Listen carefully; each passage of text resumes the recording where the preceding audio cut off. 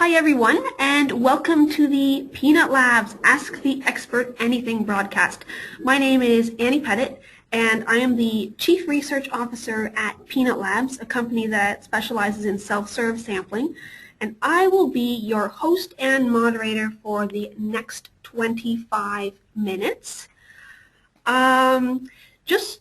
Just to be safe, I'll ask you to check that your laptop, your phone, whatever it is on mute, just in case there's any noises happening. All right. In these broadcasts, we are going to talk to thought-leading market researchers about anything that interests you. So are you curious about their take on probability samples? Are you curious if they talk to people in person or on the phone? Are you wondering what their favorite chocolate bar is even?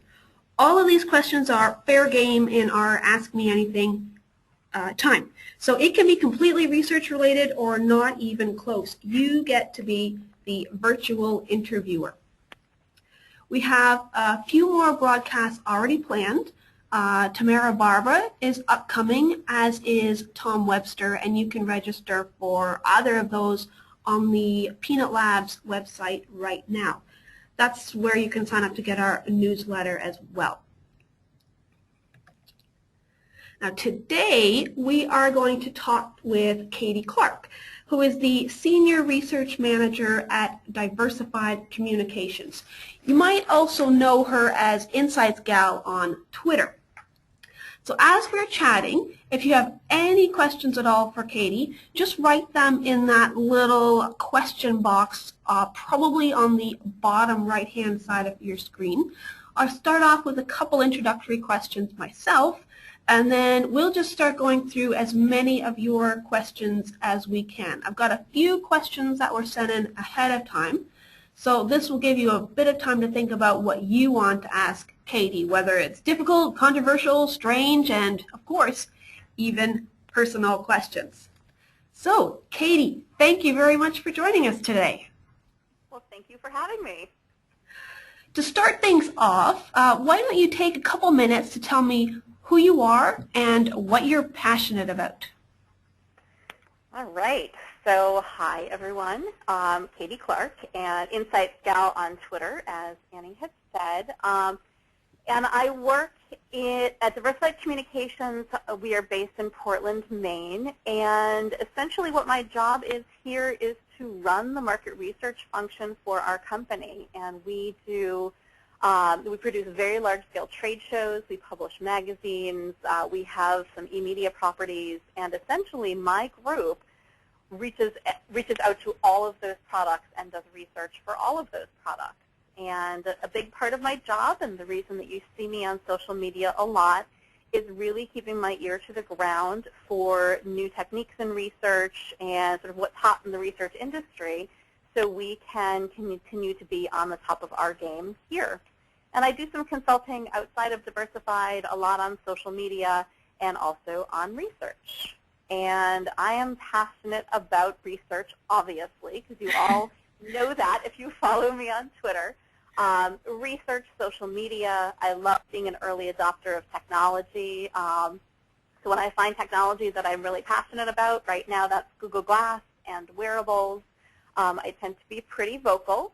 I'm involved with the Junior League of Portland, Maine, and I'm very passionate about that. I am currently their Vice President of Public Relations, so yet another way for me to get the word out there about a great organization. So those are my passions. Well, you brought up Google Glass, so why don't we just head straight into that? Why don't you just first give us a very quick introduction to what it is? All righty. So essentially, picture this. It's kind of like wearing your smartphone on your face. That's what it is. I mean, that's for right now, that's what it is. So it is a hands-free device that if you're looking at the picture on the screen right now, that's exactly what it looks like. It's a hands-free device. You wear them like glasses, and you can have lenses or you don't have to have lenses.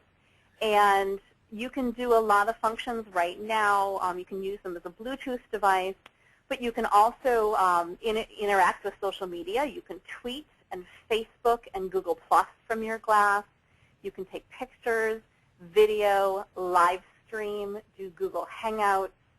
And then there are some really interesting apps that are being developed by some really cool app developers. Everything from electronic health records, helping doctors getting patient information, all the way to firefighting and getting information, again, hands-free, piped through to the glass in terms of where's the closest fire hydrant, what are the building plans, etc. So there's a lot of developers involved in developing for glass. Again, some basic functionalities already there, but I think there's a lot of other functionality that's coming. So in terms of being a market researcher, what do you think are some of the strengths and weaknesses or advantages and disadvantages? How can we use Google Glass or can't use Google Glass as a market research tool? Excellent, excellent question. So I think right now it's still totally up for debate as to what we can use glass for, but I have to admit in my application to get glass, because you do have to apply currently for the beta testing, one of the reasons I wanted to get glass was for research purposes. And some pretty basic, like if I'm at a trade show and we're doing an in-depth interview standing at someone's booth doing the interview, typically I'll either have an iPad with me where I'm taking notes or I've got a clipboard, so old school. And with glass, I feel like that almost removes that barrier of I'm doing research in a way, because I can, of course, ask them if I want to record, but then it's very natural that we're basically having a conversation. So I think that might be one of the strengths. Another it's a video of a one-on-one interview, essentially? Exactly. And it's much easier than having, someone with a camera behind my left shoulder, videoing, because that almost makes it artificial, like, interviews can be. I feel like I wanted to break down some of those artificial-ish barriers. Another really cool application, which I haven't tested yet, but I want to, is you can use glass to kind of see through my eyes. And I can think about a couple different applications for this. One would be, again, if I'm live streaming what I'm seeing, think about the use of that for a focus group. So if I've got folks back here in Portland, and I'm down in Louisiana, for instance, at one of our shows, either running a focus group or doing a floor walkthrough, folks back here in Portland can see what I'm seeing, which I think is a really cool. So you can have like a real face-to-face, close with someone session, and someone watching can see that up close as opposed to a full room view. They can really get and see the emotion on someone's face. Exactly. And also think about, having I'm going to say a research subject, but that's a horrible way to put it, but, one of your respondents, let's say, using glass themselves. So if we really want to understand what it's like for an attendee at one of our trade shows, just like is currently done with a lot of mobile research, where we're getting, throughout the day, we're doing research about, what are you doing now, what session are you in, all of that. This is a hands-free way to also get that kind of information, again, putting it on the face of one of our respondents and having them show us as well as tell us through voice how they're experiencing the show. Now, I think I can see applications for shopping studies, mystery shopping, the actual consumer experience. Absolutely. And, a lot of the stuff, just again, I love, because it's sort of funny and it's a great visual, but the phone on the face thing is, besides all of the cool, crazy applications that are being developed, think about the things that you can do with your smartphone that essentially you can do with glass. So pretty much any of the mobile research that's out there now pretty much can apply to glass, because you can push information to glass, but you can also use glass as a recording device. It sounds really cool. So what about the other side of the coin? What kind of things are not really as good as what they need to be to use it as a marketing research tool? Okay, so a couple things, and these are more like my personal gripes with it right now. One is it's not great with the iPhone. So with iOS, it's not fantastic. If you have Android, it's much better. What's So, different? What's better? So I would say things like screencasting. So being able to show on your phone what you're seeing through glass is very glitzy right now with an iPhone. And also tethering your phone right now with an iPhone is very kind of hit or miss. I feel like I'm constantly setting that up almost every day. Okay. But with Android, from what I'm hearing, it's a lot smoother. And I have to admit, right now it's kind of the look and the feel. I mean, the feel is actually great, but the look, I do look like a cyborg when I'm wearing this. And I know that, and I signed up for that. But I think, people are still kind of scared about glass, and I want to do some myth busting if at all possible. Oh, go for it. I will. But I think, that also can kind of right now be almost a weakness and a barrier because people have all of these preconceived notions about glass, and it kind of puts them off. With the new frames that are coming out for glass, and they actually have a new partnership with Luxottica, who does Ray-Bans and Oakley, the look is going to become less cyborg and more, I would say, fashion. And it's going to be a lot more comfortable for people to interact with. But just a couple of myth-busting things, they are not recording all the time. That's one of the big things that I hear. It's very clear if you're across from me talking to me when they're on and when they're off. How would I know that? The prism that is that sort of glass-looking thing right above my eye, that lights up when they're on. So you'd see it, and actually when I was doing a talk last week at our social media breakfast up here, we actually tested that in the room. And the folks sitting at the tables closest to me were saying, yep, I can absolutely see that it's on. So it's very clear when it's on, when I'm interacting with it. Folks are worried that I'm taking pictures without their consent, which, of course, you can do on a cell phone, too. Absolutely. You verbally have to say, okay, glass, take a picture, or you have to tap the side on the touch pad, which is on the side on the temple. Yeah. So you physically will either hear me or you'll see me make a motion that I am taking a picture. Oh, okay. There is a functionality right now which you can wink to take a picture. Oh, my. Honestly, it would look really awkward if I was like really winking at you all the time. You'd tell that I'm doing something. Yeah, you're strange. Yeah, and that's not necessarily something that they're going to keep when they roll this out to consumers. There's definitely some stuff that they have had us test, and then they've shut off. So it's definitely still in beta testing stage. Same thing with video. You physically have to touch it or say, okay, glass, take a video, for it to take a video. So those are some of the preconceived things. The final thing I would mention is facial recognition. People are really afraid of that and afraid that I'm walking down the streets of Portland doing facial recognition. It's not something, and Google has come out and said this, it is not something that they are allowing right now. There is essentially an app store for glass. The apps for glass are called Glassware, and there is a Glassware store for users. And Google has said for right now that, and they have to approve anything that goes into the Glassware store, and they're not going to really touch facial recognition right now. So it's not available. And we can't have it, even though I forget people's names sometimes, and it would be awesome. It's not available. All right. All right, let's go on to some of the other questions that we've got here so far. How do you do research with a really small staff? Great question. I would say the one word is creating, or the phrase is creating efficiencies. What we have done, and we have a small staff here, we've got 2 analysts, a coordinator, and myself. It's actually pretty large now. It used to be myself and a part-time coordinator doing all of the research for the company. And the way in which we're able to handle all of the requests that come in and doing all of the research for our shows, and we're running around like 150, 160 projects a year right now.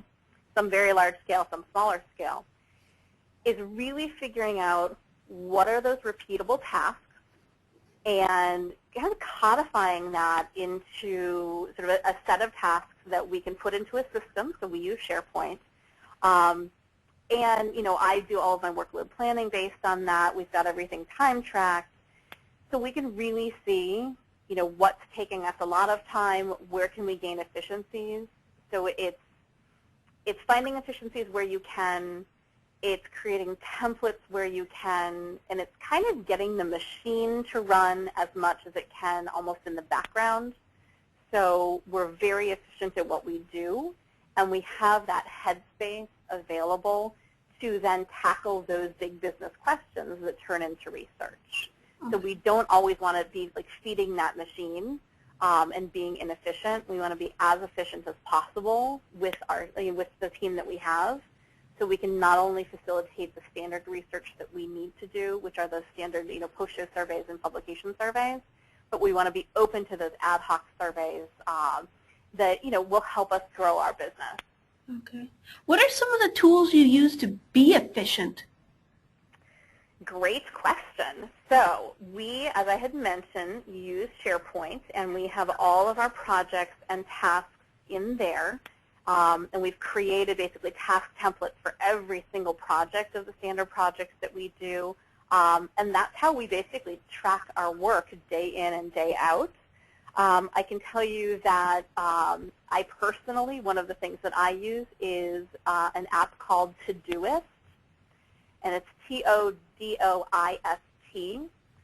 and that is like my master task list for my entire life, not just work. And that do not lose your password. I know. It's fabulous, and it syncs to all my devices, so I can keep track of work stuff, home stuff, volunteering stuff as well. And then we use Qualtrics as our survey platform, and that, of course, also helps us be efficient because they've got a great reporting system and really great sort of ease of use programming. But those are essentially the tools that we use, and we meet often, and we share best practices, and we also share what doesn't work, so we can continue to be at the top of our game. Sounds good. You were in a movie with Nicole Kidman, is that correct? It is correct. Nicole Kidman and Bill Pullman was in that, and Bebe Neuwirth was in that. So yes, I was. You want to hear more? So did you have a starring role with her, or was it, to the side? Oh, heavens, no. I was an extra. So when I was at college, they actually pitched this movie to two of the local colleges, and I was at Smith College, and Smith decided to allow filming on our campus. It's a beautiful campus. It's a movie called Malice, and Alec Baldwin is also in it. So just imagine for a moment Alec Baldwin and a campus, it's a women's college, so a campus full of women. It was kind of hilarious. I was an extra, so I have no billing. I did not meet Nicole Kidman, but I did meet the woman who features at the very beginning of the movie, because we filmed some scenes with her. That's truly exciting. And if anyone wants to know, it is on YouTube, and you can see me walk by the camera. I believe it's at 50 seconds into the movie. Okay, I'll get right on that. Yeah. So you're talking about your college. How did you transition from a degree in religion to market research? Excellent question, and let me just say, so I have 2 degrees in history, and it was religious history, so you're absolutely right, and it was very specific to religious heretics in the Middle Ages. To try segueing that into anything useful, but it was awesome. I loved school, and I loved graduate school. So like so many folks that we talk to in the research industry, I kind of fell into research. Via client management and heavy data analysis. So for example, in a past job, I worked with a company who managed IT infrastructures for clients, so their routers and their switches and their servers. and it was my job to look at all the data coming in from their servers, routers, and switches, and do a ton of heavy data analysis and recommendations. Keep in mind, this is back in the day where Excel had like set limits on the number of rows and columns you could have. 65,000. Oh yeah, we broke Excel more than once in that job. So I got into research that way, essentially with the heavy data analysis and the client management. And once I got into research, I got extensive training in survey design, research processes and procedures, and like any lifelong learner, I continue to seek out training whenever possible. But I would say that all of the client-facing work and data analysis work that I did prior to landing in research was actually really helpful, and I still use those skills, I would say, every day. That's excellent. Where do you go to now to learn more about research? Like, what are some of your favorite websites or favorite books, journals? Great question. One of the ones I would actually recommend to everyone is Research Rockstar. Catherine Korostoff runs Research Rockstar, and I definitely use her training, and I especially use her training for my staff because a lot of it is online and very cost-effective for us, and it's basically just the right amount and at the right skill level that really, really helps our team out.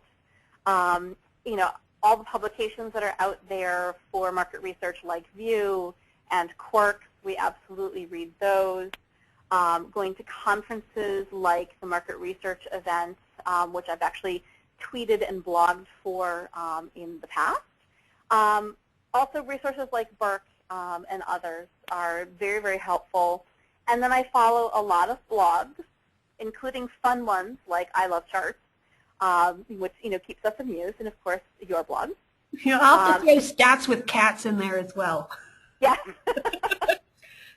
There's some great stuff. So, trying to keep on top of, the business world as well as the research world, but, a lot of those resources we look to very often. Okay. What is it like to be a client-side researcher? For many of us, it's just a complete blur, and we're desperate to learn more about that kind of person. I have to say, ask me anything about that. I'm happy to answer. It's interesting because I came from the supplier side, so it was a definite switch for me. I would say that the big difference is if you are on the supplier side and working in the research firm, everyone lives and breathes research all the time, which is fantastic. It's interesting to then go into a company where that's a small part of what the company does. And I find myself, and I talk to my other client-side research peers a lot, and we really had to hone those skills of being a real loud advocate for research in terms of what research can do for the company, how we can help the company strategically, how we can really provide some great benchmarks. So a big part of my job as a client-side researcher is really doing a lot of advocacy work for research in the company. Making sure that folks are doing research and that they're not going forward and making large business decisions without having data behind them. And I think that's the big difference, because going from a place like I was at Communispace before I was here, and everyone is an advocate of the research because that's the business that you're in. And going from that business to an industry where research isn't what the industry does is the biggest difference.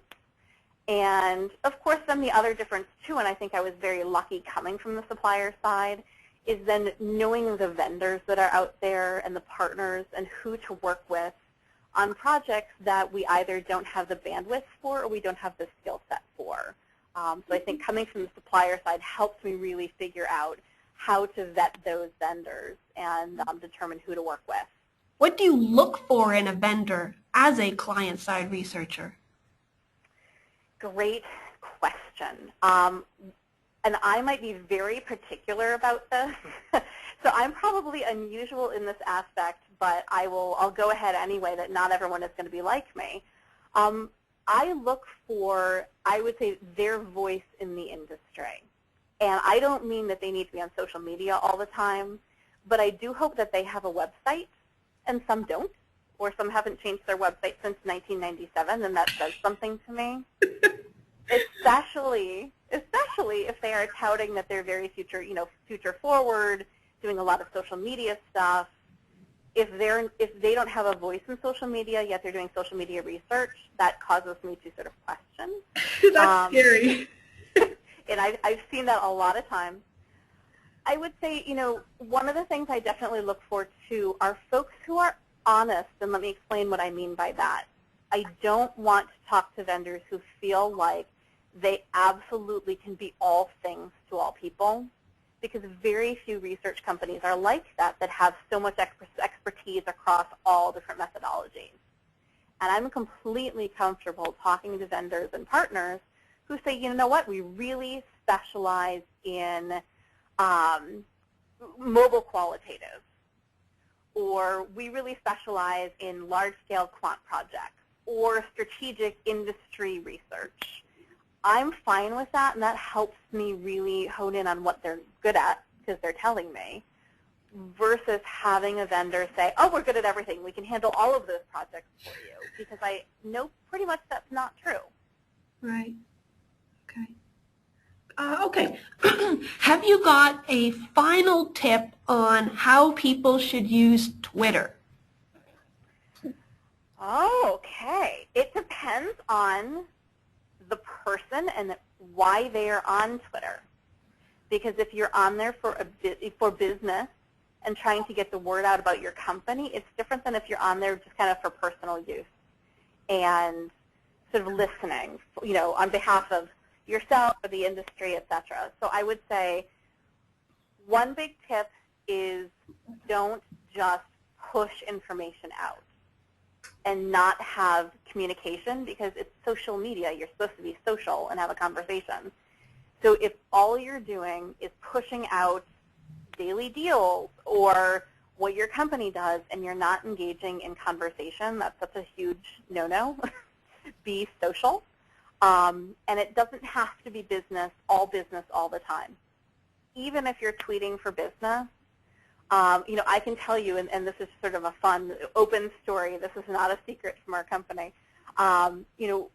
We are up in Portland, Maine. There's a lot of seafood and ocean stuff around us. And, of course, we run very large seafood shows, and we're tweeting on behalf of them. But one of the most fun tweets that we got a lot of interaction about was talking about it was a cold and it was a foggy day, and we said it was a really great day for clam chowder, and we got a lot of pickup on that. And that's a great example of you're not all business all the time, and it's fine to be a person behind the brand, because it also humanizes your brand. That's a great tip. So it looks like we are pretty much at the end of our time. Is there any last couple words you'd like to say, Katie? Oh, of course, there always is. One of the things I would love to sort of get out to everyone in the research industry, because we talk often about not having enough folks come into the industry, but I think that we all need to be big advocates for research. I talk to a lot of college students because I actually help with recruiting for Smith. And I've got a lot of students saying, market research sounds interesting, but I don't know exactly what it is. And once I explain how cool it can be and how many different aspects there are of market research, and kind of myth-busting their thoughts it's just the person at the mall with a clipboard, and really how cool it actually can be, they get really excited. And the more we can be out there advocating for the industry, I think the more influx of interested young researchers to be that we'll get. That sounds great. Katie, thank you so much for joining us. Audience, if you have any further questions for her, absolutely get in touch with her via email, Twitter, Facebook, LinkedIn. I'm sure you'll find her everywhere. The video of today's session will be available online soon, and I'll send everyone a link to that. And with that, here's wishing each one of you top-notch response rates. Bye, everyone. Thanks, everyone.